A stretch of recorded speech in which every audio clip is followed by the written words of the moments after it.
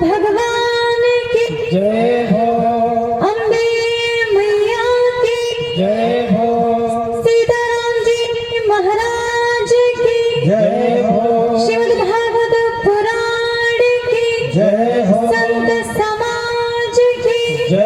गणेश भगवान की जय हो, हनुमान जी महाराज की जय हो, उमापति महादेव की जय हो, सभी देवों की जय हो, प्रेम से बोले सावरे सरकार की जय, राधे रानी महारानी की जय, सच्चे दरबार की। जय हो। सर्वप्रथम अनंत ब्रह्मांड नायक करुणा वरुणालय आनंद कंद सच्चिदानंद परमात्मा श्री राधा माधव के युगल पाद पद्मों में प्रणाम करते हुए और साक्षात श्री कृष्ण कन्हैया लाल की ही परम मंगलमयी वाम मूर्ति स्वरूपा साक्षात श्रीमद् भागवत पुराण को नमन करते हुए यहाँ पर उपस्थित हमारी माँ भवानी का सुंदर सा प्यारा सा मंदिर, उसमें विराजमान जगत जननी अम्बा जगदम्बा माँ भगवती माँ दुर्गा के चरणों में भी प्रणाम करते हुए सभी सिद्ध देवी देवताओं के चरणों में प्रणाम करते हुए इस पतित पावनी भूमि में विराजमान समस्त भगवत चरण कमलानुरागी बंधुजन हमारी श्रद्धामयी भाव में मंगल मूर्ति समस्त माताएं बहनें विराजमान विद्युत जन भगवान के अनुग्रह विग्रह श्रद्धेय संतजन एवं नवयुवा भक्तजन नन्हे मुन्ने बाल गोपाल रूपी समस्त छोटे बच्चों साथ साथ हमारे भगवान की कथा में अपनी संगीत कला के द्वारा प्रभु की कथा में रस को भर देने वाले हमारे कलाकार बंधुजन आचार्यजन एवं इस ध्वनि विस्तारक केंद्र के द्वारा जिन भी भक्तों के श्रवण समीप कानों तक मेरी आवाज पहुंच रही है उन भी सभी भक्तों को एवं पांडाल में विराजमान आप समस्त पावन आत्माओं का हृदय से अभिवादन है। तो आप सभी भक्तों के समक्ष मेरा प्यार भरा जय श्री राधे श्याम, जय श्री सीताराम, जय श्री राधे श्याम। तो भक्तों जैसा कि हम आप सभी जानते हैं और यहाँ बैठा प्रत्येक जन जान रहा है कि आज कितना सुंदर अवसर है और बड़े ही सौभाग्य की बात है कि आपके इस ग्राम में साक्षात माँ अम्बा जगदम्बा के समक्ष ही उन्हीं के ही मंदिर में उन्हीं की ही भूमि में बैठकर साक्षात उन्हीं माता रानी के जो ये 9 दिन आए हैं जिनको हम आप सभी नवरात्रि कहते हैं। तो सबसे पहले तो आप सभी भक्तों को नवरात्रि की एवं हिंदू नववर्ष की नूतन दिवस की हार्दिक अनंत मंगल कामनाएं, हार्दिक बधाई। तो भक्तों जैसा कि हम आप सभी जानते हैं कि आपके ग्राम में आप सभी के मध्य ही भगवान श्री कृष्ण जी की बांगमयी प्रतिमा साक्षात भागवत जी का आयोजन आज से हम आप सभी के समक्ष आरंभ हो गया है और बड़ा सुंदर संजोग है कि नवरात्रि का ये पावन अवसर है। साक्षात माता रानी भी घर घर में विराजमान है, सबके हृदय में विराजमान है। तो ये कहते हुए मुझे बहुत हर्ष हो रहा है, बहुत उत्साह हो रहा है कि आज उन्हीं माँ की गोद में बैठकर हम आप सभी को कथा सुनने का सुअवसर मिल रहा है और मुझे माँ के समक्ष कुछ कहने का सुअवसर मिल रहा है। तो सबसे पहले जैसा कि माँ के ही दिन चल रहे हैं, अच्छा महाराज अगर कहा जाए तो ऐसा कोई भी दिन नहीं है, ऐसा कोई भी क्षण नहीं है जो माँ के बिना हो, क्योंकि माँ के बिना तो संसार ही नहीं है और यहाँ तक भगवान भी माँ के द्वारा ही संसार में आए। हमें भी भगवान की प्राप्ति माँ से ही हुई। तो माने तो ईश्वर को भी जन्मा है। तो इसलिए हमारे सनातन धर्म में हम आप सभी जानते हैं, ये सुंदरता है, ये सभ्यता है कि पहले माँ की पूजा करते हैं, उसके पश्चात पिता की पूजा करते हैं। तो आइए हम आप सभी प्रारंभ में आज माता रानी की स्तुति करेंगे, उसके पश्चात बहुत सुंदर सी पावन सी कल्याणकारी कथा की ओर बढ़ेंगे। तो आइए सारे भक्त जितने भी बैठे हैं मीठी मीठी तालियों के साथ भाव से मेरे साथ माता रानी का भाव भरा भजन गाएंगे, क्योंकि महाराज माँ के नाम की ही बहुत बड़ी महिमा है। यद्यपि कहने को एक छोटा सा शब्द माँ है, बड़ा लंबा नहीं है, पर इसी छोटे से शब्द में पूरा संसार, पूरा ब्रह्मांड सब कुछ समाया है। तो कहना है कि ऊपर जिसका अंत नहीं उसको आसमान कहते हैं, ऊपर जिसका अंत नहीं उसको आसमान कहते हैं, और जिसके प्रेम का अंत नहीं उसी को तो माँ कहते हैं। प्रेम चले सच्चे दरबार की। तो अच्छा हाथ उठाकर बताइए कितने लोग माँ के चरणों में प्रेम रखते हैं, अपनी अपनी माँ से प्रेम करते हैं। भाई यहाँ सभी भक्त बैठे, तो आइए इन्हीं सुंदर से हाथों का सहयोग करते हुए माँ के चरणों में गाएंगे और माँ की महिमा को लेकर हम आप सभी चलेंगे। तो आइए भाव से गाएंगे क्या कि तेरी महिमा सभी ने बखानी, हो तेरी महिमा सभी ने बखानी, हो दया हम पे करो अम्बे रानी। सभी ने बखानी, दया हम पे करो रानी।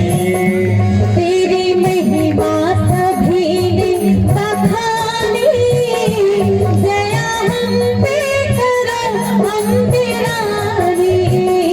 तेरी महिमा सभी ने बखानी, दया हम पे करो रानी। दया हम पे करो अम्बे रानी। दया हम पे करो महारानी। ओ दया हम पे करो अम्बे रानी। ओ दया हम पे करो महारानी। तेरी महिमा सभी ने बखानी, तेरी महिमा सभी ने बखानी, दया हम पे करो अम्बे रानी। तेरी महिमा सभी ने बखानी, दया हम पे करो महारानी। जय अम्बे मैया की जय हो। तालियों के साथ।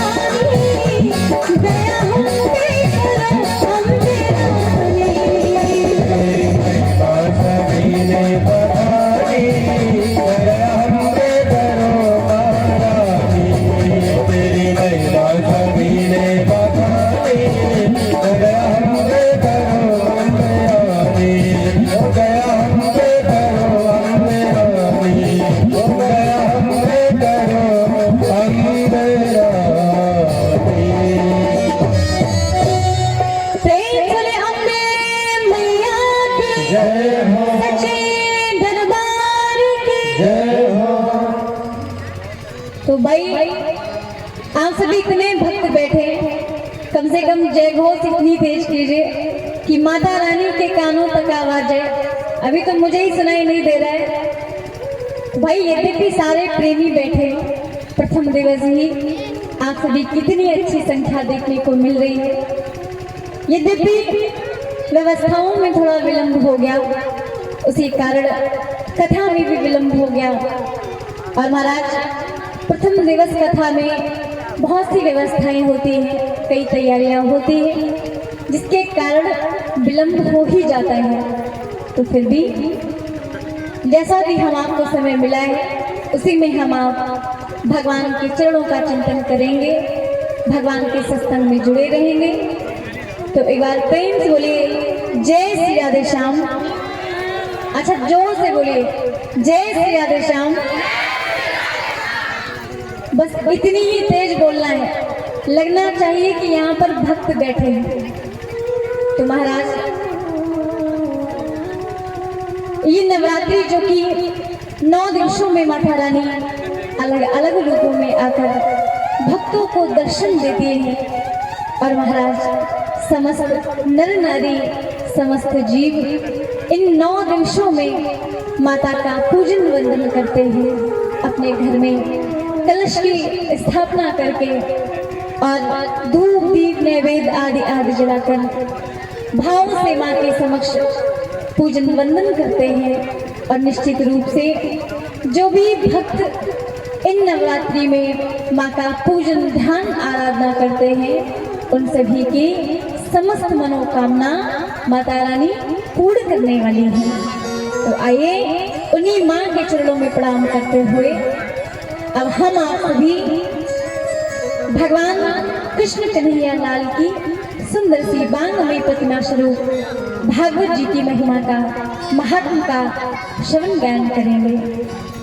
तो महाराज जहाँ पर बात भगवान की कथा की आती है, तो भगवान की कथा जो कि समस्त जीवों का कल्याण करने वाली है, साक्षात जीवन में अमृत का पान कराने वाली है, और भगवान की कथा की बहुत बड़ी महिमा है।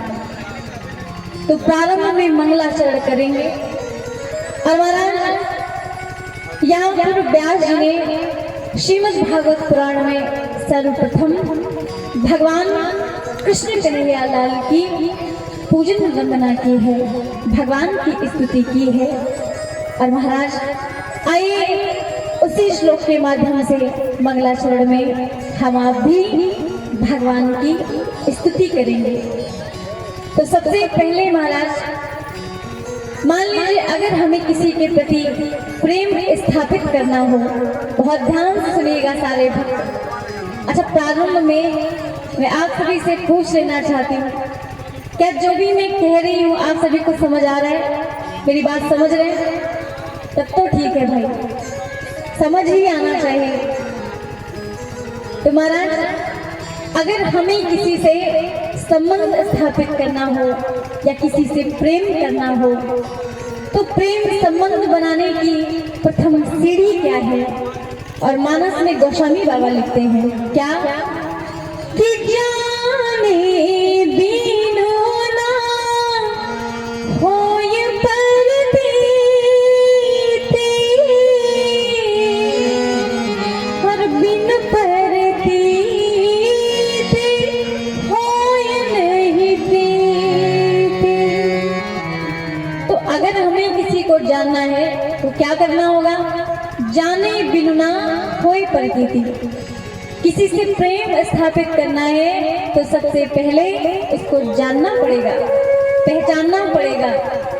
तो जाने बिनु ना होए प्रतीति, प्रतीति माने विश्वास। अगर हम किसी को जब तक जानेंगे नहीं तब तक उस पर विश्वास होने वाला नहीं है। और जाने बिनु ना होए प्रतीति, और बिन प्रतीति होए नहीं प्रीति। और जब तक हमें अगले व्यक्ति पर विश्वास नहीं होगा तब तक हृदय में प्रेम स्थापित होने वाला नहीं है। इसलिए पहले जानना होगा। तो आइए हम भी भगवान को जानेंगे कि इन 7 दिवसों तक हम जिन भगवान की कथा को सुनेंगे या अभी तक हम जिन भगवान की कथा अलग अलग व्यासों के द्वारा सुनते आए हैं वो भगवान कैसे हैं, उनका स्वरूप कैसा है। तो सर्वप्रथम भगवान कृष्ण की महिमा मंगलाचरण में व्यास जी ने गाई है और महात्म का भाव महिमा से है। तो भगवान की महिमा गाने के लिए पद्म पुराण से लिया गया है। तो आइए व्यास जी के साथ साथ हम आप भी गाएंगे। क्या? सच्चिदानंद रूपाय विश्वोत्पत्त्यादि हेतवे तापत्रय विनाशाय श्री कृष्णाय वयं नमः। तो प्रिय भगवत प्रेमियों, व्यास जी महाराज ने पद्म पुराण से आज भगवान की महिमा को गाया है और मंगलाचरण में एक श्लोक के साथ कहा है सच्चिदानंद रूपाय, जो परमात्मा सत्य चित्त आनंद, जो साक्षात सच्चिदानंद है, जो भगवान सत्य स्वरूप है, चैतन्य का भंडार है और आनंद को प्रदान करने वाले हैं, जो आनंद के सिंधु है। ऐसे ही भगवान कृष्ण जो कि त्रितापों को मिटाने वाले हैं और साथ साथ जो विश्व उत्पत्ति के हेतु हैं, कारण हैं। महाराज भगवान अपनी इच्छा अनुसार इस सृष्टि की रचना करते हैं और भगवान ही सृष्टि का पालन करते हैं और समय आने पर वो ही श्रृंगार करने वाले हैं। तो जीवन में त्रितापों का विनाश करने वाले सत्यचित्त आनंद के भंडार भगवान कृष्णचंद्र के सुंदर से रूप को प्रणाम करते हैं, भगवान को प्रणाम करते हैं। तो हम आप भी अपने अपने मन मंदिर में बैठे हुए भगवान को नमन करेंगे, भगवान को प्रणाम करेंगे। प्रेम से बोलिए कृष्ण कन्हैया लाल की जय हो। महाराज यहाँ पर भगवान के स्वरूप का वर्णन किया गया है और सबसे पहले भगवान के रूप के विषय में क्यों बताया, प्रत्येक व्यक्ति विचार कर रहा होगा। तो महाराज सीधी सी बात है, मानो अगर हमें किसी से प्रेम करना है तो प्रेम का आकर्षण बिंदु क्या है। अगर हमने किसी को देख लिया और उसका रूप अगर हमें सुंदर लगा तो हमें कहीं ना कहीं मन ही मन उससे आकर्षण हो जाता है। प्रथम देखने से ही रूप से ही आकर्षण होता है और कई बार महिमा को गाने के बाद प्रेम स्थापित होता है। तो भगवान का स्वरूप ऐसा है जिसको जो भी जीव जैसे देख ले तो महाराज भगवान के रूप के ही माध्यम से उससे प्रेम हो जाता है। इसीलिए आज व्यास जी ने भगवान के रूप का और लीला का महिमा का वर्णन किया है। तो आइए भाव से भगवान नाम भजन सारे भक्त मिलजुल कर मस्ती के साथ गाएंगे। प्रेम बोले वृंदावन विहारी लाल की जय राधे रानी महारानी की जय। तो आइए भगवान कृष्ण की स्तुति करेंगे। नटवर नागर नंदा बजोरे मन गोविंदा, नटवर नागर नंदा बजोरे मन गोविंदा, नटवर नागर नंदा बजोरे मन गोविंदा, नटवर नागर नंदा बजोरे मन गोविंदा, गोविंदा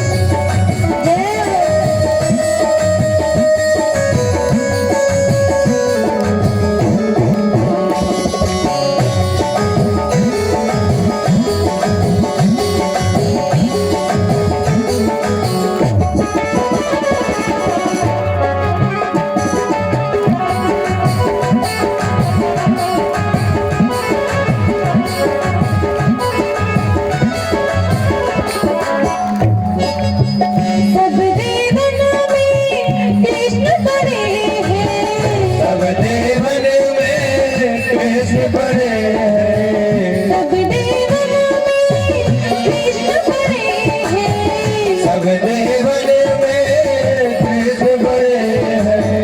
जो तारों पीछे चंदा बजरे मन गोविंदा, राम जय चंदा भजरे मन गोविंदा, नटवर नागर नंदा बजरे मन गोविंदा, नटवर नागर नंदा भजरे मन गोविंदा, गोविंदा भजे गोपाला, गोविंदा भजे गोपाला, गोविंदा भजे गोपाला, गोविंदा भजे गोपाला, नटवर नागर नंदा भजरे मन गोविंदा, नटवर नागर नंदा भजरे मन गोविंदा, नटवर नागर नंदा भजरे मन गोविंदा, भजरे मन गोविंदा, भजरे मन गोविंदा। प्रेम ले सारे सरकार की, जय हो, कृष्ण कन्हैया लाल की। जय हो। तो महाराज उसी श्रीमद् भागवत पुराण में आगे आइए महात्मा की चर्चा में हम आप सभी जुड़ रहे हैं। और जैसा कि हम आप सभी जानते हैं महात्मा का भाव महिमा से है। तो प्रथम दिवस की कथा में कथा की महिमा का गान किया जाता है, कथा के विषय में बताया जाता है। क्योंकि जब हम भगवान की महिमा को जानेंगे तभी तो भगवान से प्रेम करेंगे, तभी तो भगवान पर विश्वास करेंगे और तभी तो भगवान की ओर बढ़ेंगे। तो आइए, तो महाराज श्रीमद् भागवत महापुराण में सूत जी और शौनक ऋषियों के बीच सुंदर सी चर्चा चल रही है। तो विलंब ना करते हुए व्यास लिखते हैं क्या, नेमि से सूत आसीनम अविवाद महामतिम कथामृत रसासाद कृष्णा सोनको अब्रवी। तो ध्यान दीजिए महाराज नैमिषारण्य के सुंदर से उस क्षेत्र में नैमिषे सूत आसीनम, नैमिष के सुंदर से स्थान में आज आसन पर आशीत सूत जी है और साक्षात शौनक ऋषि वहां पर उपस्थित हैं। तो महाराज सूत जी कैसे हैं, जो भगवान की कथा कहने में कुशल हैं, मतलब भगवान की कथा को कहने में जो कि उत्तम वक्ता है, और जो शौनक आदि ऋषि है जो भगवान की कथा सुनने में कुशल श्रोता है। तो नैमिषे सूत आसीनम अविवाद महामतिम कथामृत रसास्वाद कुशला शौनको अब्रवीत। तो महाराज आज सूत जी आसन पर बैठे हैं, शौनक 88,000 ऋषि वहां पर उपस्थित और सत्संग हो रहा है। उसी समय सूत जी के समक्ष शौनक ऋषि गए और हाथ जोड़कर कहने लगे कि मैं जानता हूँ आप भगवान की कथा कहने में कुशल हैं और हम सुनने में हैं। तो अब कृपा करके आप अपने सुंदर से मुखारविंदों से भगवान की कथा सुनाइए। और जो कथा कैसी है, कैसी है, अज्ञान धान विध्वंस कोटि शूर समाप्रभा और सूताख्याहि कथा सारम मम कर्ण रसायन। तो शौनक ऋषि सूत जी से कहते हैं महाराज कृपा करके मुझे वही कथा सुनाइए, अज्ञान धातु विध्वंस। कैसे, कि मैं जानता हूँ हमारे मन में, हमारे जीवन में अज्ञान रूपी अंधकार है। और हे मुनिवर, हे ऋषिवर पूज्य, आपका जो उत्तम ज्ञान है वो एक सूर्य के समान है। तो कृपा करके अपने शूल रूपी ज्ञान रूपी कथा का श्रवण करा के हमारे जीवन से अज्ञान रूपी अंधकार को मिटा दीजिए। तो कृपा करके भगवान की हमें ऐसी कथा सुनाए। कैसी? भक्ति ज्ञान विरागा को विवेको वर्धते महान, और माया मोह निरासच वैष्णवे क्रियते कथम। तो सौनक ऋषियों ने कहा कि पूज्य कृपा करके मुझे भगवान की वो कथा सुनाओ जिससे भक्ति ज्ञान विराग आपको, जिस कथा को सुनकर भक्ति ज्ञान वैराग बढ़े और हृदय में, मन में भगवान के प्रति प्रेम बढ़े। अर्थात जो कथा विवेक देने वाली हो, जिसको सुनकर जीवन से मोह माया प्रपंच सभी के सभी नष्ट हो जाएं। कृपा करके मुझे ऐसी कथा सुनाएं। और जितने भी यहाँ पर श्रोता बैठे हैं, हम आपको भी ऐसा ही भाव रखकर भगवान की कथा को सुनना चाहिए कि जिस कथा से हमारे जीवन में कृष्ण की भक्ति आ जाए, परमात्मा की भक्ति आ जाए, जीवन से काम क्रोध मद लोभ प्रपंच सभी के सभी नष्ट हो जाएं। और ऐसा क्या करें जिससे हम भगवान को प्रिय लगे।